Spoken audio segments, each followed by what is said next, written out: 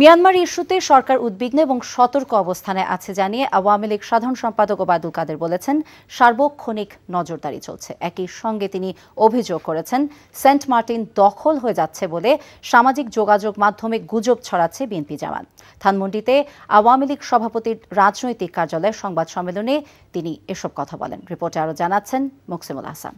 এই ঈদে কম খরচে বেশি আনন্দ উপায়। এখন যে কোনো উপায় এজেন্ট থেকে 25,000 টাকা ক্যাশ আউটে ইনস্ট্যান্ট 25 টাকা ক্যাশব্যাক। যত খুশি ততবার। সংবাদ সম্মেলনের শুরুতেই ঈদুল আজহার শুভেচ্ছা জানিয়ে ওবায়দুল কাদের বলেন, এবারের ঈদ যাত্রায় সড়কে যাত্রীদের উপচে পড়া ভিড়, নেই তেমন ভোগান্তি। কথা বলেন রাজনীতি সহ সমসাময়িক নানা ইস্যুতে। সম্মেলন ছাড়াই বিএনপির কেন্দ্রীয় কমিটি এবং সহযোগী সংগঠন পুনর্গঠনের সমালোচনা করেন আওয়ামী লীগ সাধারণ সম্পাদক।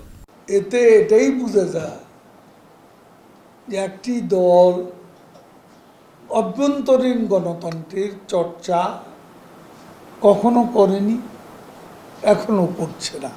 মিয়ানমার ইস্যু নিয়ে বিএনপি অহেতুক বিভ্রান্তি ছড়াচ্ছে অভিযোগ করে তিনি বলেন, এ নিয়ে মির্জা ফখরুলের বক্তব্য দায়িত্ব জ্ঞানহীন এবং তা কূটনীতিক প্রজ্ঞাহীন। প্রবাল দ্বীপ, সেন্ট মার্টিন দখল হয়ে যাচ্ছে, সোশ্যাল মিডিয়াতে বিএনপি জামাত এসব গুজব ছড়াচ্ছে। একই সঙ্গে তিনি বলেন, আলোচনার মাধ্যমে মিয়ানমার সংকট সমাধান করতে চায় সরকার। না, আমরা খুব উদ্বিগ্ন মানে আমরা সতর্ক মনোযোগে আছি এবং আমাদের দায়িত্বপ্রাপ্তরা 24 ঘন্টায় তারা সতর্ক রয়েছে এবং নজরদারিও তাদের আছে। অন্য এক প্রশ্নের উত্তরে ওবায়দুল কাদের বলেন, কারো উস্কানিতে পা দেবে না সরকার। দেশটা আমরা চালাই, আমাদেরকে ছেড়ে দেন। Muksimul Hasan, NTV news, Dhaka.